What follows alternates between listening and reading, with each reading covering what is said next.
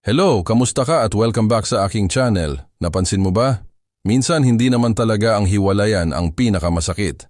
Ang mas masakit ay yung pakiramdam na habang mahal na mahal mo ang isang tao, parang nahihiya siyang ipakita sa mundo na ikaw ang pinili niya. Yung tipong kapag kayong dalawa lang, ang sweet niya, ang dami niyang pangako, ang dami niyang plano. Pero kapag nandyan na ang pamilya niya, ang mga kaibigan niya, o ang ibang tao, bigla kang parang hindi kilala. Bigla kang parang walang lugar sa buhay niya. Kung naranasan mo na yan, gusto kong sabihin sa'yo, hindi ka nag-iisa. Maraming tao ang dumaan sa ganyang sitwasyon. Maraming gabi ang ginugol nila sa pag-iisip kung bakit hindi sila kayang ipaglaban. Bakit sa lahat ng pagmamahal na ibinigay nila, parang kulang pa rin para maging proud ang taong mahal nila. At kung ikaw ang taong ito ngayon, gusto kong pakinggan mo ng mabuti ang video na ito. Hindi para siraan ang taong hindi ka pinanindigan. Hindi rin para sabihing wala na siyang pag-asang magbago. Ang gusto lang nating pag-usapan ay ang isang katotohanang madalas nating tinatakasan. Kapag hindi ka kayang panindigan ng isang tao, hindi ibig sabihin na wala kang halaga. Madalas, ibig sabihin lang noon, wala siyang sapat na lakas ng loob para gawin ang tama. Magkaiba ang dalawang iyon. Kasi maraming tao ang marunong magmahal, pero hindi lahat marunong manindigan. Madaling magsabi ng mahal kita, madaling mangako ng ikaw lang, pero kapag dumating na ang pagkakataong kailangan niyang pumili sa pagitan ng opinyon ng ibang tao at ng relasyon ninyo, doon mo makikita kung gaano katotoo ang mga salitang binitiwan niya. At alam mo kung ano ang nakakalungkot. Marami ang nananatili sa ganitong klase ng relasyon dahil umaasa silang balang araw. Magiging sapat na rin sila. Iniisip nila, siguro kapag mas naging mabait pa ako. Siguro kapag mas naging understanding pa ako. Siguro kapag mas naghintay pa ako. Pero ang totoo, hindi mo kailangang baguhin ang buong pagkatao mo para lang magkaroon ng lakas ng loob ang ibang tao. Hindi mo responsibilidad ang tapang na wala siya. Isipin mo ito, kapag may isang puno na ayaw tumubo dahil kulang ang sikat ng araw, hindi mo sisihin ang lupa. Ang problema ay nasa lugar kung saan ito nakatanim. Ganon din minsan sa relasyon, hindi dahil hindi ka karapat-dapat, kundi dahil ang taong kasama mo ay wala pang kakayahang ibigay ang respeto at paninindigang nararapat sa iyo. At dito maraming tao nagkakamali. Kapag hindi sila ipinaglalaban, ang una nilang iniisip ay, may mali siguro sa akin. Bigla silang naghahanap ng mali sa mukha nila, sa katawan nila, sa trabaho nila, sa edad nila, sa estado nila sa buhay. Hanggang sa unti-unti nilang kinakalimutan kung sino talaga sila. Samantalang ang totoo, ang problema ay hindi ang kakulangan mo. Ang problema ay ang kakulangan ng taong hindi marunong tumayo para sa taong mahal niya. Alam mo, may kasabihan ang mga Stoic, hindi mo kontrolado ang ginagawa ng ibang tao. Pero kontrolado mo kung gaano mo hahayaang sirain nito ang tingin mo sa sarili mo. Napakalalim nun. Kasi kung ibabase mo ang halaga mo sa kakayahan ng ibang taong ipagmalaki ka, habang buhay kang magiging bihag ng desisyon nila. Kapag proud sila sa'yo, masaya ka. Kapag nahiya sila sa'yo, wasak ka. Kapag pinili ka nila, buo ka. Kapag iniwan ka nila, pakiramdam mo wala ka ng halaga. Hindi ba nakakapagod ang ganong buhay? Parang buong pagkatao mo, nasa kamay ng isang taong hindi nga sigurado kung kaya kanyang ipaglaban. Hindi ganon dapat. Ang tunay na pagmamahal, hindi ka pinaparamdam na kailangan mong magmakaawa para lang magkaroon ng lugar sa puso ng isang tao. Hindi ka pinapaghintay ng walang kasiguraduhan. Hindi ka tinatago na parang isang lihim na kailangang ikahiya. Oo, may mga relasyon talagang kailangang maging pribado sa umpisa. May tamang panahon para ipakilala. May mga sitwasyong kailangang paghandaan. Pero iba ang pagiging pribado sa pagiging sikreto. Kapag pribado, alam mong darating ang tamang panahon. Kapag sikreto, parang walang planong dumating ang araw na iyon. At habang tumatagal, napapansin mong ikaw na lang ang laging nag-a-adjust. Ikaw na lang ang umiintindi. Ikaw na lang ang nagsasabing okay lang. Pero sa puso mo, hindi na talaga okay. Pinipilit mo lang kumbinsihin ang sarili mo dahil natatakot kang mawalan. Tanungin mo nga ang sarili mo. Ilang beses mo nang sinabi ang salitang maiintindihan ko na lang? Ilang beses mo nang kinain ang sakit para lang hindi siya ma-pressure? Ilang beses mo nang pinili ang katahimikan kahit alam mong unti-unti ka nang nasasaktan?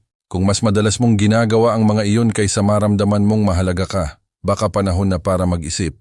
Kasi ang relasyon ay hindi dapat isang lugar kung saan unti-unti mong nawawala ang respeto mo sa sarili. Hindi rin ito isang kompetisyon kung sino ang mas maraming kayang tiisin. Minsan, ang pinakamalaking pagkakamali natin ay ang paniniwalang ang pagtitiis ay katumbas ng pagmamahal. Hindi. May mga pagkakataon na ang pinakamalalim na pagmamahal na maibibigay mo ay hindi sa ibang tao, kundi sa sarili mo. Yung tipong pipiliin mong huwag nang manatili sa sitwasyong paulit-ulit kang pinaparamdam na parang kailangan mo pang patunayan ang halaga mo. Dahil ang taong tunay na handang manindigan, hindi ka hahayaan na araw-araw mong pagdudahan ang sarili mong halaga. Hindi siya perpekto. Matatakot din siya minsan. Magkakamali rin siya. Pero kapag mahal ka niya at handa siyang panagutan ang pagmamahal na iyon, gagawa siya ng paraan para maramdaman mong hindi ka nag-iisa. At malaking kaibahan iyon sa taong puro dahilan ang ibinibigay. Kasi tandaan mo ito. Ang dahilan ay madaling sabihin, pero ang paninindigan ipinapakita sa gawa. At doon pumapasok ang isang tanong na medyo masakit sagutin. Hanggang kailan ka maghihintay sa isang taong hindi naman sigurado kung kailan kanya kayang panindigan? Alam kong hindi madaling sagutin iyon. Lalo na kung matagal na ang pinagsamahan ninyo. Lalo na kung marami na kayong pinangarap. Lalo na kung nakikita mo pa rin ang mabuting side niya. Kasi minsan, mabait naman talaga siya. Minsan maalaga naman. Minsan sweet. Minsan pinaparamdam niyang mahal ka. Pero isipin mo ito. Hindi lang kabaitan ang bumubuo sa isang matibay na relasyon. Hindi sapat ang lambing kung kulang naman sa paninindigan. Hindi sapat ang I love you kung bawat pagkakataong kailangan kang ipaglaban, ikaw ang unang bibitawan. Maraming tao ang nalilito rito. Iniisip nila pero mabait naman siya. Oo, maaring mabait siya. Pero ang tanong, sapat ba ang kabaitan kung hindi ka naman kayang panagutan? Parang bahay na maganda ang pintura pero walang matibay na pundasyon. Sa umpisa, kahanga-hanga. Pero kapag dumating ang bagyo, dun mo makikitang hindi pala sapat ang ganda kung mahina naman ang pagkakatayo. Ganito rin ang relasyon. Hindi mo malalaman ang tibay nito habang komportable ang lahat. Makikita mo lang ang totoong lalim ng pagmamahal kapag may pressure na, kapag may tumututol, kapag may pagsubok, kapag kailangan ng mamili. At kung sa bawat pagsubok ay lagi kang naiiwan, baka panahon ng tanggapin ang isang katotohanang matagal mo nang iniiwasan. Hindi lahat ng taong mahal ka ay handa para sa responsibilidad ng pagmamahal. May mga taong gusto ka lang kapag madali, kapag walang kontra, kapag walang kailangang ipaliwanag, kapag walang kailangang isakripisyo. Pero kapag dumating na ang oras na kailangan na nilang manindigan, bigla silang nawawala. Bigla silang nagsasabing, hindi pa kasi tamang panahon. Hintayin mo lang. Unawain mo muna ako. Paulit-ulit na lang, at habang hinihintay mo ang tamang panahon niya, napapansin mo bang lumilipas na rin ang sarili mong panahon? Lumilipas ang mga taon. Lumilipas ang pagkakataong maging masaya. Lumilipas ang mga araw na dapat sana ay payapa ka. Napapalitan niyo ng pag-aalala, pagdududa at kakaisip. Hindi na pagmamahal ang nangingibabaw, pagod na.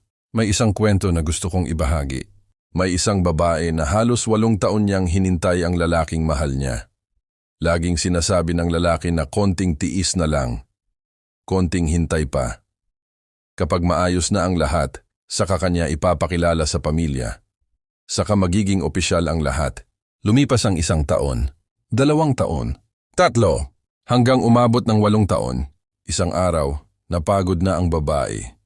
Hindi dahil nawala ang pagmamahal niya, kundi dahil napansin niyang siya lang pala ang laging naghihintay. Siya lang ang nagsasakripisyo. Siya lang ang laging umiintindi. Nang tuluyan siyang umalis, saka lang siya sinabi ng lalaki na handa na raw siya. Pero alam mo ang isinagot ng babae. Hindi ako umalis dahil hindi na kita mahal. Umalis ako dahil natutunan ko ng mahalin ang sarili ko. Napakabigat na salita. At sana maintindihan natin yon. May mga pagkakataon na hindi ka umaalis dahil galit ka. Umaalis ka dahil ayaw mo nang mawala ang sarili mo. Kasi habang pinipilit mong iligtas ang relasyon, baka ikaw naman ang unti-unting nalulunod. Hindi mo na napapansin na hindi ka nakatulad ng dati. Dati masayahin ka. Ngayon lagi kang overthink.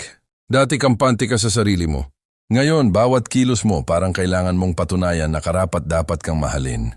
Dati malakas ang loob mo. Ngayon natatakot ka ng magsalita dahil baka lalo siyang lumayo. Kapag umabot ka sa puntong kailangan mong pigilan ang tunay mong nararamdaman para lang manatili ang isang tao, hindi na balanse ang relasyon. Hindi mo kailangang maging perpekto para mahalin. Hindi mo kailangang maging tahimik para lang hindi ka iwan. Hindi mo kailangang tanggapin ang lahat ng sakit para lang mapatunayan ang pagmamahal mo. Isa pa sa mga bagay na dapat mong tandaan, ang taong tunay na nagmamahal ay hindi lang iniisip ang nararamdaman niya. Iniisip din niya ang epekto ng mga ginagawa niya sa'yo. Kapag alam niyang nasasaktan ka, hindi niya sasabihin, sensitive ka lang. Hindi niya babaliwalain ang nararamdaman mo. Pakikinggan ka niya, pag-iisipan niya, at kung kailangan niyang baguhin ang isang bagay para maprotektahan ang relasyon ninyo, gagawin niya iyon. Hindi dahil napipilitan siya, kundi dahil mahalaga ka. Napakalaking pagkakaiba ng taong gumagawa ng dahilan at ng taong gumagawa ng paraan. Pareho silang nagsasalita, pero magkaiba ang direksyon. Ang isa, laging may paliwanag kung bakit hindi niya kaya. Ang isa naman, tahimik lang pero may ginagawa para ipakitang kaya niyang panindigan ang sinabi niya. Hindi mo kailangang hulaan ang intensyon ng taong seryoso. Makikita mo yon sa consistency, sa respeto, sa desisyon niyang piliin ka kahit hindi madali. At kung matagal ka nang naghihintay ng pagbabago pero puro pangako lang ang dumarating, baka hindi na oras ang kailangan. Baka katotohanan na ang kailangan mong harapin. Dahil minsan ang pinakamahirap tanggapin ay ito, hindi ka niya pinapakawalan pero hindi ka rin niya pinipili. At ang ganoong sitwasyon ang isa sa pinakamapanganib dahil hindi ka makausad, hindi ka rin makabalik. Parang nakatayo ka sa gitna ng tulay, umaasang may mangyayaring himala, habang unti-unting nauubos ang lakas ng loob mong lumakad papunta sa buhay na talagang nararapat para sa'yo. At alam mo ba kung ano ang pinakamagandang regalo na maibibigay mo sa sarili mo? Hindi bagong relasyon, hindi paghihiganti. Hindi ang mapatunayan sa kanya na kaya mong maging masaya nang wala siya. Ang pinakamagandang regalo ay ang kapayapaan ng isip na nanggagaling sa pagtanggap na hindi lahat ng taong mahal mo ay nakatakdang manatili sa buhay mo. Masakit iyon, oo. Pero minsan, ang sakit na dala ng pagtanggap ay mas magaan kaysa sa sakit ng paulit-ulit na pag-asa. Maraming tao ang natatakot bumitaw dahil iniisip nila, paano kung siya na pala talaga? Pero gusto kitang tanungin, kung siya na talaga, bakit kailangan mong araw-araw ipaglaban ang karapatang tratuhin ng tama? Kung siya na talaga, bakit pakiramdam mo palagi kang nasa waiting list ng buhay niya? Kung siya na talaga, bakit mas madalas kang umiiyak kaysa ngumiti? Hindi ibig sabihin na kapag minahal mo ang isang tao, siya na agad ang para sa'yo. May mga taong dumating para turuan ka lang. Turuan kang magmahal. Turuan kang magtiwala. At minsan, turuan kang huwag nang ibigay ang buong puso mo sa taong hindi naman kayang ingatan iyon. May isang magandang prinsipyo ang mga Stoic na pwede nating dalhin sa usaping ito. Ang sabi nila, huwag mong itali ang kaligayahan mo sa mga bagay na wala kang kontrol. Hindi mo kontrolado kung pipiliin ka ng isang tao. Hindi mo kontrolado kung magkakaroon siya ng lakas ng loob na ipaglaban ka. Hindi mo kontrolado ang isip ng pamilya niya, ng mga kaibigan niya, o ng ibang tao. Pero kontrolado mo kung paano mo aalagaan ang sarili mong puso. Kontrolado mo kung hanggang saan ka lang papayag na masaktan. Kontrolado mo kung pipiliin mong manatili sa isang relasyon na unti-unti nang kumakain ng respeto mo sa sarili. At yun ang totoong lakas. Hindi ang manatili kahit ubos ka na, kundi ang umalis kapag alam mong wala nang natitirang dignidad sa sitwasyon. Alam kong may mga nanonood ngayon na sasabihin, pero mahal ko pa rin siya. At walang mali roon. Hindi naman agad nawawala ang pagmamahal. Hindi parang ilaw na pinapatay lang sa isang pindot. Unti-unti iyong humuhupa. Unti-unti iyong gumagaling. Unti-unti mong natatanggap na may mga kwentong hindi talaga nakatakdang magkaroon ng habang buhay. At ayos lang iyon. Hindi nasayang ang pagmamahal mo. Hindi rin nasayang ang panahon mo dahil bawat karanasan ay may iniwang aral. Mas matalino ka na ngayon. Mas marunong ka nang kilalanin ang taong seryoso. Mas alam mo na ang halaga ng respeto, consistency at paninindigan. At higit sa lahat, mas alam mo na ang halaga mo bilang tao. Huwag mong isipin na nabigo ka dahil hindi ka niya pinili. Minsan ang pinakamalaking tagumpay ay ang piliin ang sarili mo pagkatapos mong paulit-ulit na hindi mapili ng iba. Napakalaking bagay nun. Kasi kapag natutunan mong pahalagahan ang sarili mo, hindi ka na madaling maakit ng mga pangakong walang kasamang aksyon. Hindi ka na madaling maniwala sa matatamis na salita kung wala namang paninindigan. Hindi ka na matatakot maglakad palayo sa relasyong alam mong hindi na nakabubuti sa'yo. At doon nagsisimula ang tunay na kalayaan. Hindi kalayaang wala kang minamahal. Kundi kalayaang hindi mo kailangang isuko ang respeto mo sa sarili para lang may manatili sa buhay mo. Kung may isang bagay lang sana ang maaalala mo sa pag-uusap nating ito iyon. Kapag hindi ka niya kayang panindigan, huwag mong isipin na kulang ka. Baka ang kulang ay ang tapang niyang panagutan ang pagmamahal na ipinangako niya.